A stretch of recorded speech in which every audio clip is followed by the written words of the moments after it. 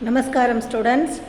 Now let us get into the new topic, subsidiary book. The other name we call it as a special purpose book.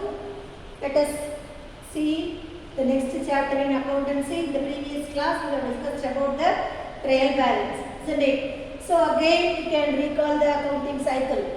So closing balance, already the closing balance will be the opening balance for this year, isn't it? Based on the, let us recall the accounting cycle. So after that closing balance we are going to, based on this source document, we are going to write the journal entry. Based on the journal entry, we are after the source, depending upon the source document, we apply the rule and we are writing the journal entry, isn't it? Then after writing the journal entry, we are posting all the journal into the ledger. After that, we are preparing the trial balance, isn't it? Up to this stage, we have seen, we know thoroughly. Then after that, I have told you, we are going to prepare the financial statement, isn't it? So that is the income statement. So what income statement consists of?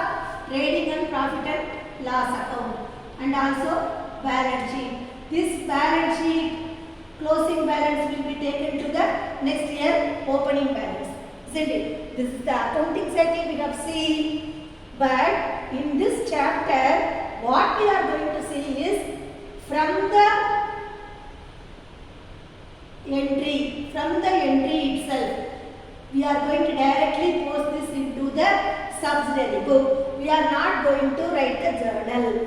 Directly from the transaction we are going to write the subsidiary. We are going to write all these transaction in the subsidiary book. That is called, we are going to see the other type of book, we call it as a subsidiary book. The other name, the original transaction, based on the source document, we are writing the transaction. We are writing in the subsidiary book. So that it is called as a original entry. So it is, we are not copying from anything else.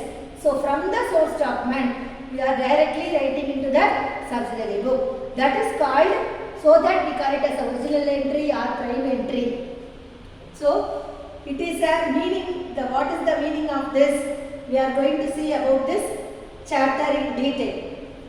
So for a business, we are having large number of transactions, isn't it? Already we have seen so many persons, creditors will be there, so many debtors will be there. So it is actually impossible to write all the transaction in one journal.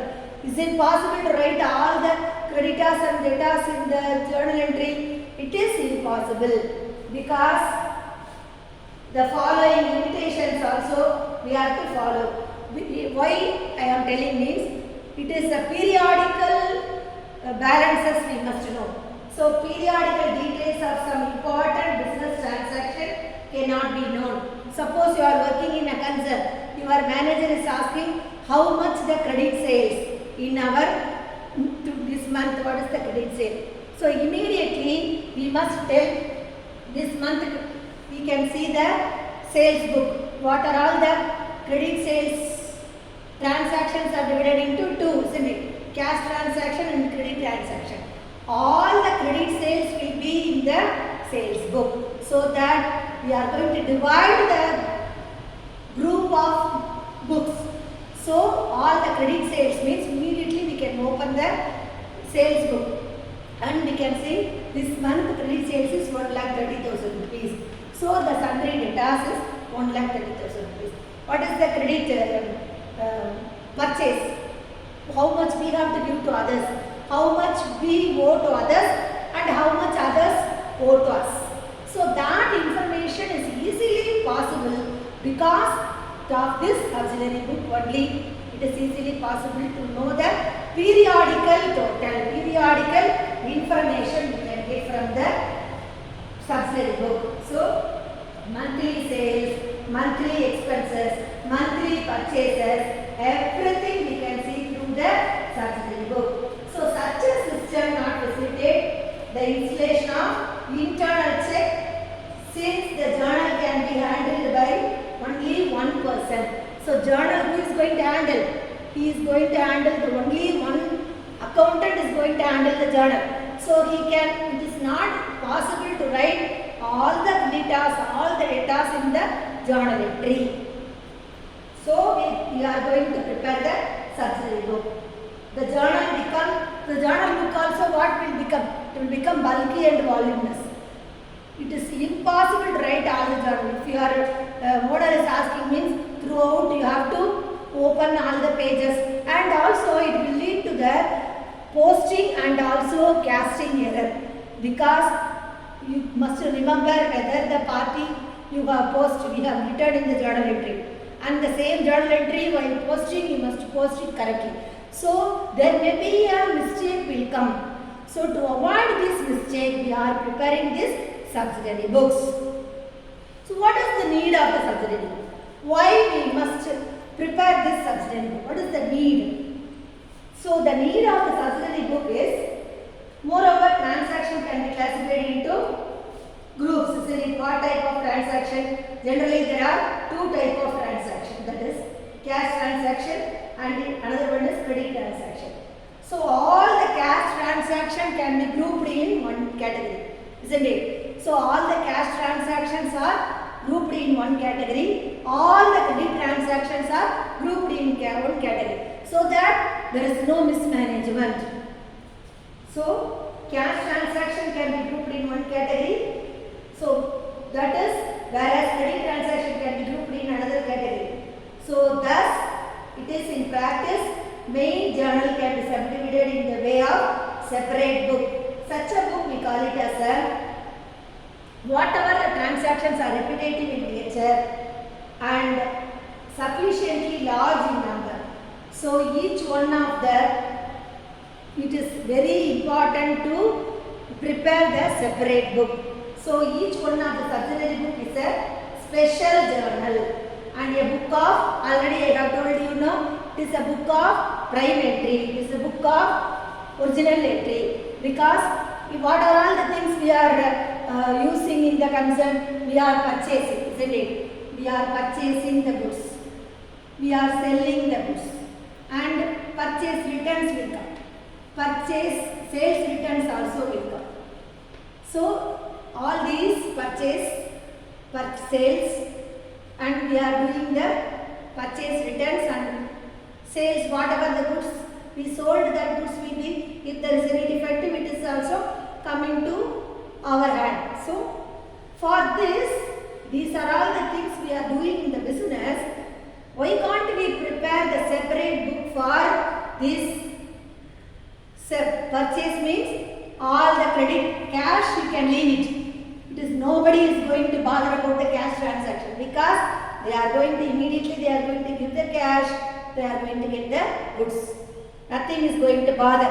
The credit transaction, why we need money for the circulation of the business, so that we must keep the record. So purchase means all the credit purchases in the purchases book. Sales means all the credit sales in the sales book. Okay, we have purchased, but we must give to the return. Why? If there is any defective means again we have to return the goods to the concerned supplier. So we are going to maintain a separate book called purchase returns. That party will come in whatever the goods we sent. Immediately we can, it is a ready reckoner for us. Immediately we can open and see the book, and we can say the amount, this much of goods I have sent to the purchase returns. So please return the goods, or we can give the money to us. So everything. So sales returns. If any party will come and say, see, I have sent the goods for rupees, originally we sold rupees 50,000. I have returned 60,000 worth of goods. If they told, means what you will tell? Whatever, you must maintain the records. Immediately you must enter whatever the sales return.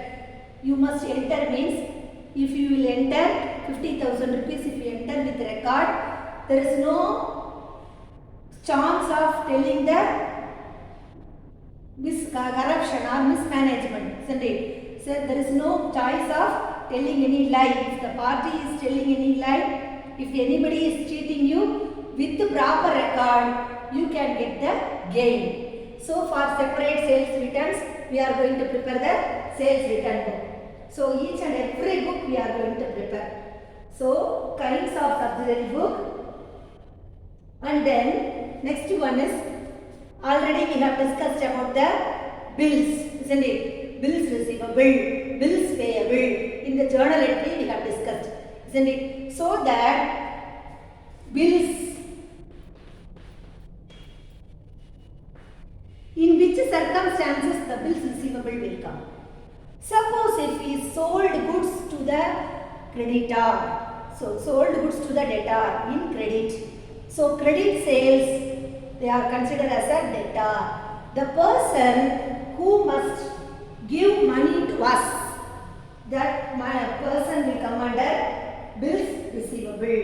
The record, the receipt of bills receivable is whoever, see, to record bills drawn or promises or note received. So we received the bills. Someone has given the bill to us. That bills receivable, credit sales will be come under the bills receivable. So how much we others want to give to us, that will be come under bills receivable. Bills payable, how much we have to give to others, so that will come under the bills payable. So in short we call it as a sundry debtors and sundry creditors.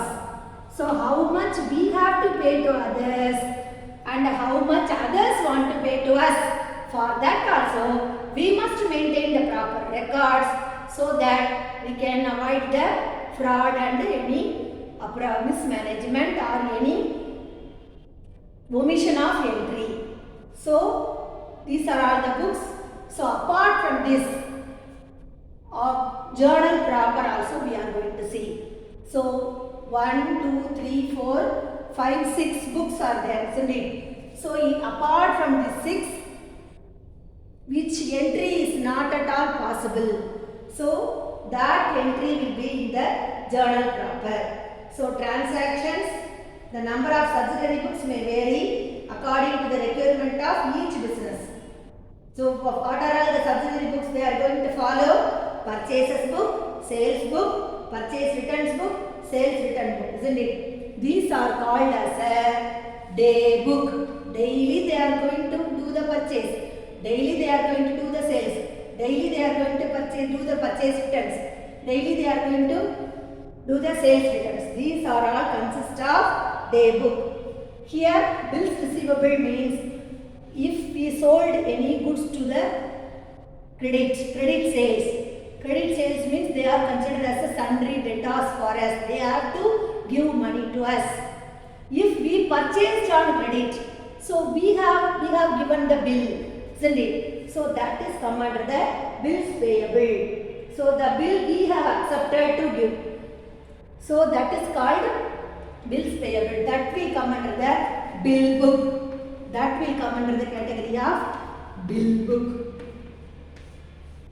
So a person in a concern, each and every person will look after each and every book. So a separate person will look after the purchase book. A separate person will look after the sales book. A separate person will look after the purchase returns. Separate person will look after sales returns. Like the same way bills receivable and bills payable. Each and every book will be maintained by the separate person. Why? To do the internal check. That we will discuss later. So that this is called subdivision of journal. So that this is called subdivision of journal. So all the repeated transaction, it is not necessary to write again and again. Immediately, directly, if it is a credit purchase means we can enter into the credit purchase book. If it is a credit sales means we can enter into the sales book. If it is a purchase returns means we can enter into the purchase returns. So now let us discuss about advantages.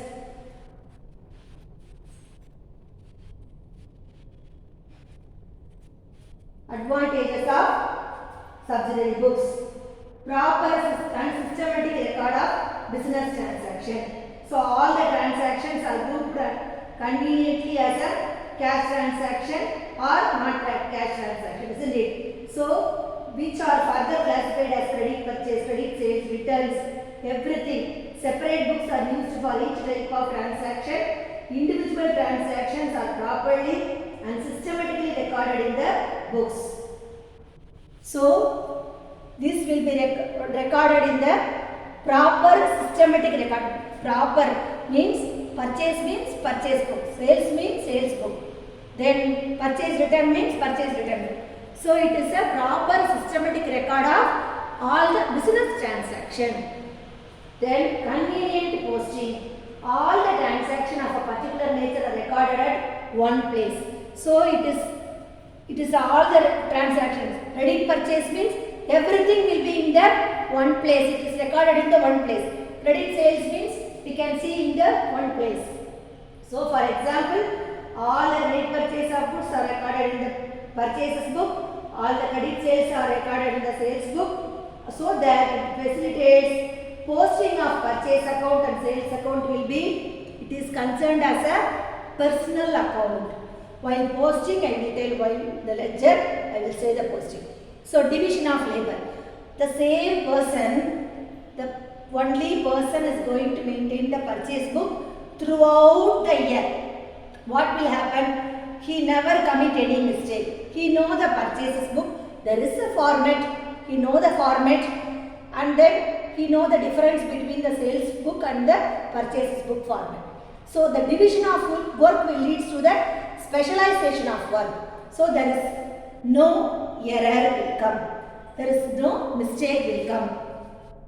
So as a journal, it is subdivided. The work will be subdivided into different persons, isn't it? So it can work on a different books at the same time, and that the work can be, they can finish the work speed and they will complete the work within the time.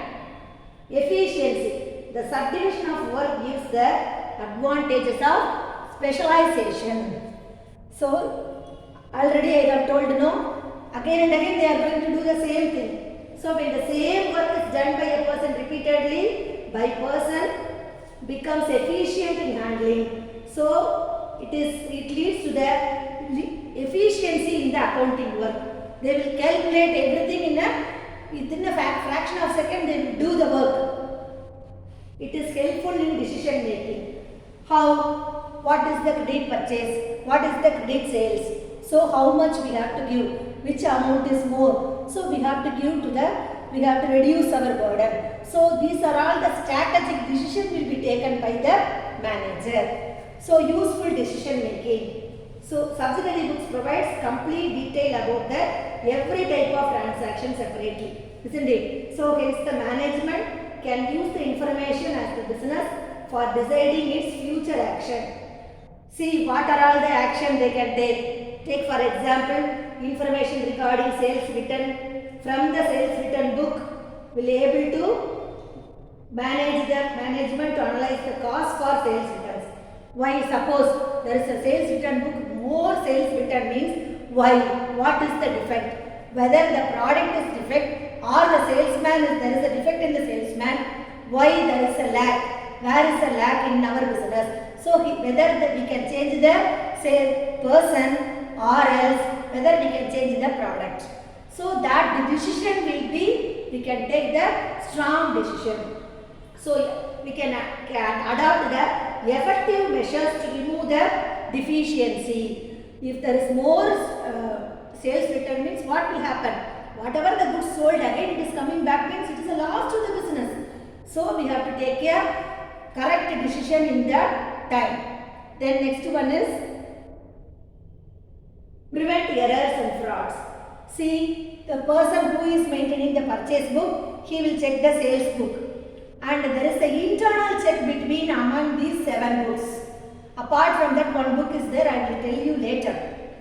So, everybody will check internal check. So, purchase book who is writing, that person will check the bills receivable book. So, whoever may check, there is an internal check between these 7 books. All the books, not only 7 books, journal proper also is there. That also will be checked by the person, those who are involving in this, maintaining this book.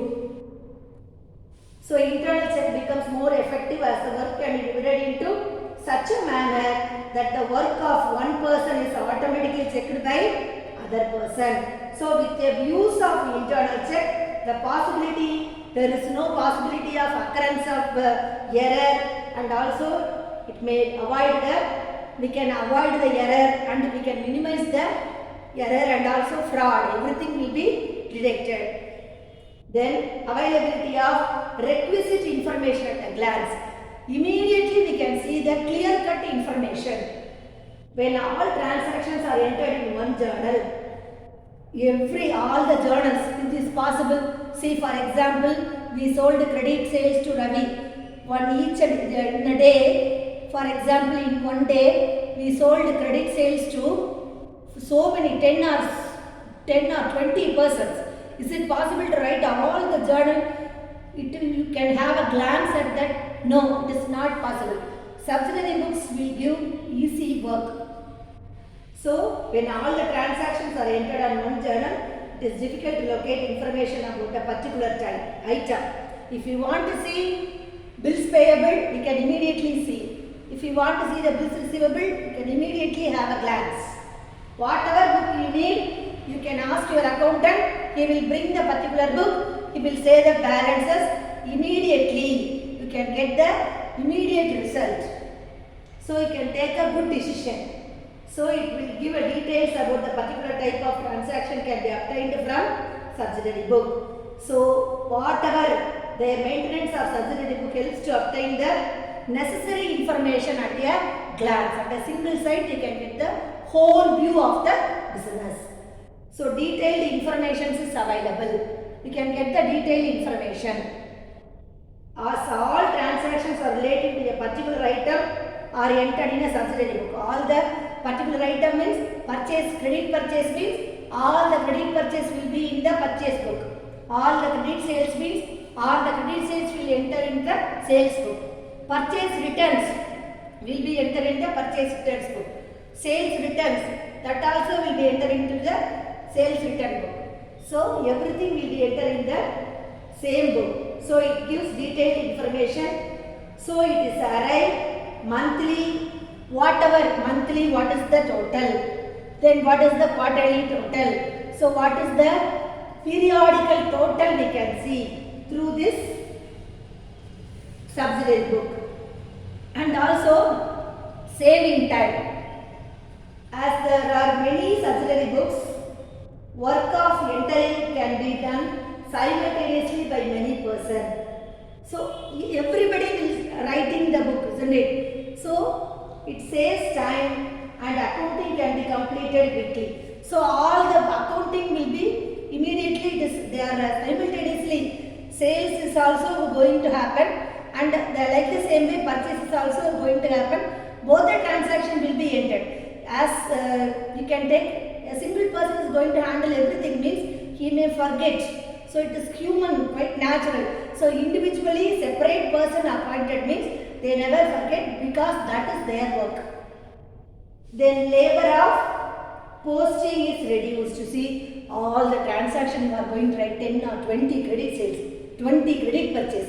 Everything you are going to write the journal entry. I will write everything. Journal entry, and also you are going to write all the journal entry, you are going to post it in the ledger. So it is a laborious process. You may commit mistakes. So to avoid these mistakes, and also we can reduce the labor of posting also reduced. For the labor of posting is reduced as posting is made in periodical total to the impersonal account. For example, impersonal account means what? Purchases account. What is the purchases total? So we don't want the party. What is to whom we have purchased? We don't want. What is the total purchase? What is the total sales? We need the aggregate amount alone. So these are all the advantages. Then let us move on to the what is the efficiency you have told now. The division of labor also help the reduction in workload, saving time, and stationery also save. It also gives advantages of specialization leading to efficiency, and it will prevent fraud and also misappropriation and errors. We can prevent errors. So everything we have discussed. Now let us move on to the journal proper. What is the purpose? What is the purpose of subsidiary books also? Once again let us recap and then let us move on to the new topic, journal proper.